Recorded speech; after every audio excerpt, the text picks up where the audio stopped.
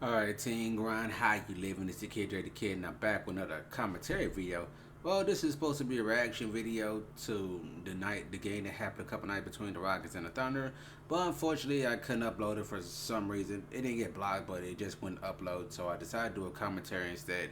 And this commentary is gonna be about the player you see on your screen, Chris Paul.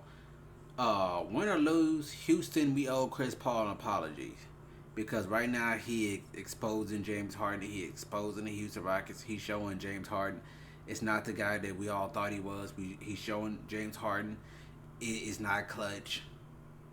You know he's going out here. He's proving his point.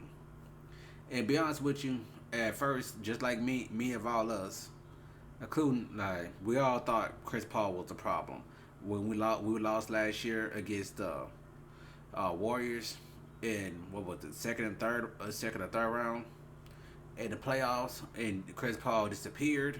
We all thought it was his fault. I thought he was a problem, and I owe this man an apology. I apologize, Chris Paul. I know you ain't gonna see this, but I apologize.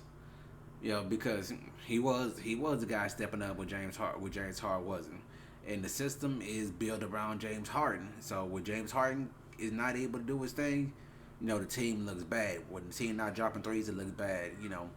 But it got worse because due to the fact, we really don't have a proper point guard. We got two guards. We got only proper point guard we do have is Austin Rivers, but Austin Rivers basically a backup point guard, and that's pretty much it. We don't really have James. We don't really have a real point guard. James Harden and Westbrook can play the point guard position, but they're not natural point guards. And Chris Paul was pretty much the best point guard we had in recent memory. I don't know if I could say he's worth 150 million that we paying him, but he was definitely worth the trade. The reason I say he's probably not worth 150 million is because he's kind of injury prone. Do that season. It was a game 4 against the Warriors. I do believe he didn't go down. We probably would have won the series, and we probably would have went on to win the finals. But unfortunately, he got hurt, and that's why we never made that far. It's pretty obvious right now. In my honest opinion, I feel like the Rockets need to blow up the whole Rockets team, get rid of Westbrook, get rid of Harden, and just start off from scratch and get some players in here who have that championship mindset. Because I am sick and tired of us looking at the mountain but never getting to the mountain. I'm a little sick and tired of that.